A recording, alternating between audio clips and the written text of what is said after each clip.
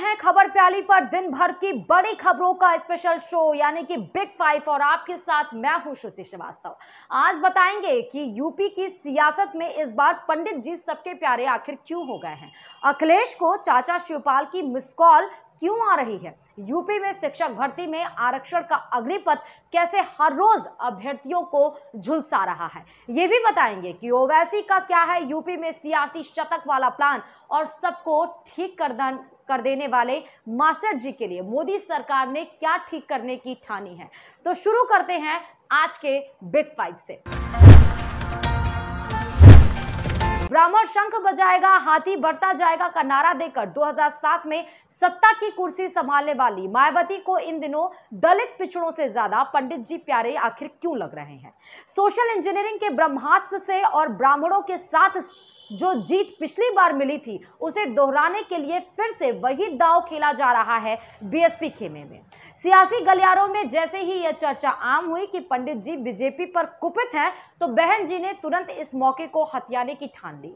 BSP ने सबसे पहले पंडित जी को रिझाने के लिए प्रबुद्ध सम्मेलन की शुरुआत कर दी पूरे प्रदेश में, जिसके पीछे सपा और बीजेपी भी आ गई। लेकिन बहन जी दमखम दिखाने में कमी नहीं कर रही हैं और मंगलवार को तो खुद ही कमान संभाल लिया।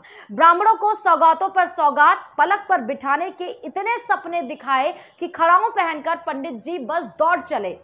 मौका था प्रबुद्ध विचार संगोष्ठी का, जगह थी लखनऊ। सरकारों की रही जातिवादी संकीर्ण व पूंजीवादी सोच होने के कारण यहाँ सर्व समाज में से विशेषकर गरीबों, मजदूरों, कर्मचारियों, किसानों, छोटे व्यापारियों एवं अन्य मेहनतकश लोगों के साथ साथ दलितों, पिछड़ों, अक़लियतों व प्रबुद्ध वर्ग में से ब्राह्मण समाज के लोगों का भी हर स्तर पर काफ़ी ज़्यादा शोषण एवं उत्पीड़न आदि हुआ है। बहुजन समाज पार्टी की अध्यक्ष मायावती ने लखनऊ में प्रबुद्ध सम्मेलन में ब्राह्मणों को लुभाने के लिए ये वादा किया कि यदि प्रदेश में बसपा की सरकार बनती है तो उनका ध्यान रखा जाएगा। ब्राह्मण मतदाताओं को लुभाने के लिए बसपा ने जगह जगह सम्मेलन करके अपनी पूरी ताकत झोंक दी। इससे पहले बसपा ने 23 जुलाई को अयोध्या में ब्राह्मण सम्मेलन आयोजित किया था, जिसका नाम बाद में बदलकर प्रबुद्ध वर्ग के सम्मान में संगोष्ठी कर दिया गया।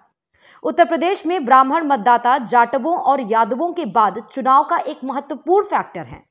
पंडितों का मजबूत सामाजिक राजनीतिक इतिहास है जो चुनाव अभियान के दौरान विशेष रूप से अवध और उत्तर प्रदेश के पूर्वी क्षेत्रों में किसी भी पार्टी को चुनाव में बढ़त दिलाने में मदद करता है।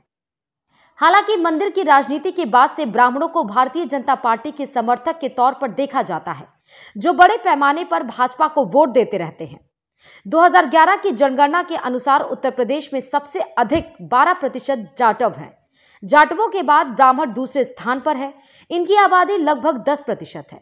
कुल जनसंख्या में ब्राह्मणों की हिस्सेदारी के मामले में उत्तर प्रदेश 2 पहाड़ी राज्यों उत्तराखंड और हिमाचल प्रदेश के बाद तीसरे स्थान पर आता है, जो राज्य की राजनीति पर पर्याप्त प्रभाव भी डाल सकता है। यही वह संख्या है जो सभी राजनीतिक दलों को एक दूसरे से प्रतिस्पर्धा करने पर मजबूर कर रही है। उत्तर प्रदेश में ब्राह्मण प्रभावशाली माने जाते रहे हैं। राज्य के पहले मुख्यमंत्री गोविंद बल्लभ पंत ब्राह्मण ही थे। एनडी तिवारी जो 1989 में कांग्रेस के आखिरी मुख्यमंत्री थे, वे भी ब्राह्मण ही थे। मंडल और मंदिर की राजनीति से पहले ब्राह्मण यूपी में कांग्रेस के प्रति वफादार थे। जैसे ही राम जन्मभूमि आंदोलन ने यहां गति पकड़ी, कांग्रेस राज्य में कमजोर होती गई। 1993 से 2004 तक जब किसी एक दल को बहुमत नहीं मिल पाया था, ब्राह्मणों ने भाजपा का पूरा समर्थन किया, चाहे वो विधानसभा चुनाव हो या संसदीय चुनाव। लेकिन 2007 में पंडित जी हाथी पर सवार हो गए थे, जिसके कारण मायावती उन्हें फिर से अपने खेमे में लाना चाहती हैं। उत्तर प्रदेश में 10 से 12% ब्राह्मण हैं। 2017 के चुनाव में बीजेपी के कुल 312 विधायकों में 58 ब्राह्मण समुदाय के प्रतिनिधि चुनकर आए थे। इसके बावजूद राज्य सरकार में ब्राह्मणों की हनक पहले की तरह नहीं दिखी। सूबे के 56 मंत्रियों के मंत्रिमंडल में 9 प्रतिनिधि ब्राह्मण समुदाय के हैं। दिनेश शर्मा, श्रीकांत शर्मा और ब्रजेश पाठक जैसे ब्राह्मण समुदाय के मंत्री सरकार में शामिल हैं। इसके बावजूद विपक्ष योगी सरकार पर ब्राह्मण विरोधी होने का आरोप लगाकर उन्हें अपने पाले में करना चाहता है। और मायावती इस रेस का विजेता बनने के लिए हर वो दांव चल रही हैं जो उन्हें सत्ता तक ले आए। चाचा और भतीजे के बीच संग्राम का अंजाम सपा 2017 में हार के तौर पर देख चुकी है। लोकसभा चुनाव में शिवपाल फैक्टर ने सपा को खूब परेशान किया। ऐसे में नाराजगी को किनारे करके करीबी बढ़ने के संकेत मिल रहे हैं।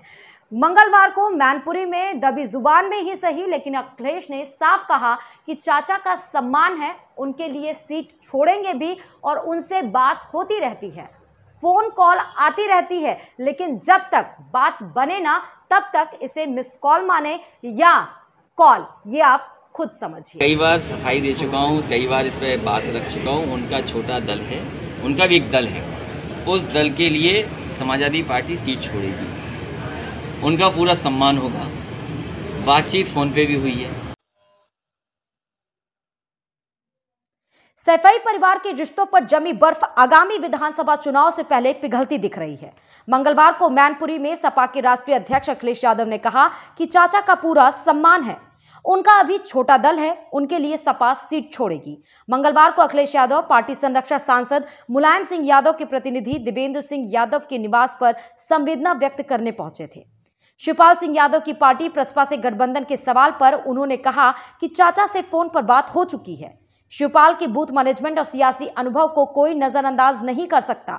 साथ ही इससे पहले भी कई मौके पर शिवपाल ने भी सीधे सीधे ना सही पर अखिलेश के साथ जाने में हामी भरी थी। अभी यूपी में शिवपाल अपनी पार्टी प्रगतिशील समाजवादी पार्टी को मजबूत करने में जुटे हैं।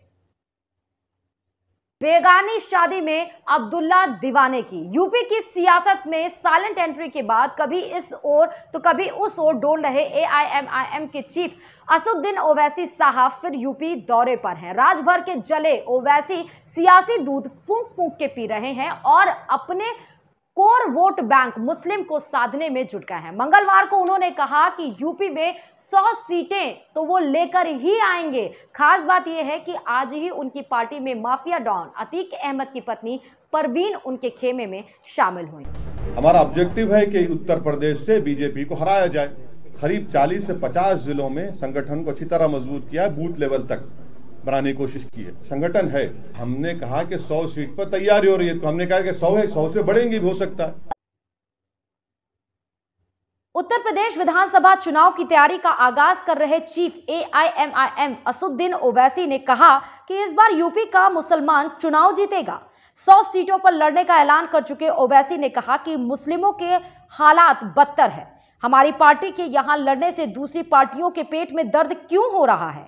ओवैसी ने जेल में बंद बाहुबली अतीक अहमद की पत्नी को पार्टी में शामिल कराया। उन्होंने कहा, हमारी पार्टी का मुख्य उद्देश्य भारतीय जनता पार्टी को हराना है। हिंदुओं को टिकट देने के सवाल पर ओवैसी ने कहा कि पिछड़े और दलित हमारे भाई हैं, बिल्कुल टिकट देंगे। आपको बता दें कि बाहुबली सांसद अतीक अहमद पहले ही 5 बार विधानसभा का चुनाव लड़ चुके हैं और 5 बार विधायक भी रह चुके हैं। साल 2004 में 1 बार सांसद रहे हैं, 2 बार समाजवादी पार्टी में शामिल हो चुके हैं। साथ ही 2 बार डॉक्टर सोनेलाल पटेल द्वारा शुरू किए गए अपना दल में भी रह चुके हैं। फिलहाल मौजूदा समय में उनका परिवार किसी भी पार्टी में नहीं था। गौरतलब है कि विधानसभा चुनाव से ठीक पहले समाजवादी पार्टी ने अतीक अहमद को बाहर का रास्ता दिखा दिया था। उन्हें साल 2017 के विधानसभा चुनाव में पार्टी ने टिकट नहीं दिया था। आरक्षण की आग ने किसको नहीं झुलसाया, जिन्हें मिल रहा है उन्हें भी और जिन्हें नहीं मिल रहा है उन्हें भी। अब यूपी में 69,000 शिक्षक भर्ती को ही ले लीजिए, जिसमें आरक्षण घोटाले को लेकर अभ्यर्थी दिन रात हक की लड़ाई में तप रहे हैं। लेकिन मजाल है कि सरकार के मातहत सुन ले, लाठी खाली सफाई होने का टैग भी ले लिया, फिर भी नौकरी की टेंशन दूर नहीं हो रही है। मंगलवार को मामले में बनाई गई कमेटी से बात हुई, पर लग रहा है कि बात बन नहीं पाई। आपको बता दें कि प्रदेश भर से आए अभ्यर्थियों को कई सियासी पार्टियां भी समर्थन दे रही हैं। भीम आर्मी चीफ चंद्रशेखर आजाद तो इनके साथ कई दिन तक धरने में भी बैठे रहे और सोमवार को फिर आंदोलन में शामिल भी हुए। 69,000 शिक्षक भर्ती में आरक्षण घोटाले का पेंच नहीं सुलझ रहा है। करीब 80 दिन से अभ्यर्थी हक के लिए जंग लड़ रहे हैं, पर सरकार सुन नहीं रही। शिक्षक भर्ती आवेदकों का आरोप है कि इस भर्ती में ओबीसी के 15,000 और दलित श्रेणी के 3,000 पदों पर घोटाला किया गया है। अभ्यर्थियों का कहना है कि ओबीसी वर्ग को इस भर्ती में 27% की जगह 4% से भी कम आरक्षण मिला। ऐसा ही एससी वर्ग के साथ हुआ। भर्ती में जांच की मांग को लेकर ओबीसी और एससी वर्ग के अभ्यर्थी लगातार विरोध कर रहे हैं। न्याय को बाधित करना चाहते हैं। हमने बहुत सारी कमेटियां देखी हैं, वो कमेटियां कब बनती हैं, उनकी रिपोर्ट कब आती है। रिपोर्ट तो पिछले वर्ग आयोग की आ गई है। मुझे लगता है कि बाबा जी न्याय देना नहीं चाहते हैं। अभ्यर्थियों का कहना है कि 69,000 सहायक शिक्षक भर्ती के मामले में राष्ट्रीय पिछड़ा वर्ग आयोग ने अपनी रिपोर्ट सरकार को भेजी। इस अंतरिम रिपोर्ट में कहा गया कि 5,844 सीटों के आरक्षण में अनियमितताएं हुई हैं। रिपोर्ट में कहा गया कि ओबीसी वर्ग को 21% आरक्षण नहीं मिला और उन्हें अपने कोटे की 18,598 सीट में से केवल 2,637 सीट ही दी गई है। हालांकि सरकार ने अब तक इस रिपोर्ट पर कोई जवाब नहीं दिया। अभ्यर्थियों का कहना है कि इस भर्ती प्रक्रिया में ओबीसी वर्ग को 27% आरक्षण की जगह इस भर्ती में मात्र 3.86% आरक्षण ही मिला है। ओबीसी कोटे की 18,598 सीटों में से इस वर्ग के अभ्यर्थियों को मात्र 2,664 सीट ही प्राप्त हुई है और ओबीसी वर्ग की लगभग 15,000 के करीब कोटे की सीटें सामान्य वर्ग के अभ्यर्थियों को दे दी गई हैं। ठीक इसी प्रकार अनुसूचित जाति वर्ग को इस भर्ती में 21% आरक्षण की जगह मात्र 16% के लगभग आरक्षण प्राप्त हुआ है, जिसके बाद अपनी सीटों को लेकर यह संग्राम जारी है। देश के मास्टर लोगों के लिए जियो सर उठाकर की थीम पर सरकार ने नवाजने की कोशिश की है। प्रधानमंत्री नरेंद्र मोदी ने मंगलवार को शिक्षक पर्व की शुरुआत की। 7 सितंबर को शुरू यह कार्यक्रम 17 सितंबर तक चलेगा। कार्यक्रम में वर्चुअली उपस्थित होकर मोदी ने राष्ट्रीय पुरस्कार प्राप्त करने वाले शिक्षकों को बधाई। प्रधानमंत्री नरेंद्र मोदी ने मंगलवार को शिक्षक पर्व के उद्घाटन सम्मेलन को संबोधित करते हुए शिक्षा क्षेत्र से जुड़ी 5 अहम योजनाएं लॉन्च की हैं।